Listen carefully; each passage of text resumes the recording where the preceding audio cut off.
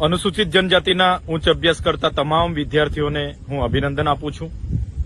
તમારો બધાનો સાથ અને સહકાર અને મોડા પણ ગુજરાત સરકારે પોતાની ભૂલ સ્વીકારીને પુનઃ ભારત સરકાર પુરસ્કૃત પોસ્ટ મેટ્રિક શિષ્યવૃત્તિની યોજના ચાલુ કરવા આજે પરિપત્ર બહાર પાડ્યો છે, ત્યારે એમનો પણ હું આભાર વ્યક્ત કરું છું.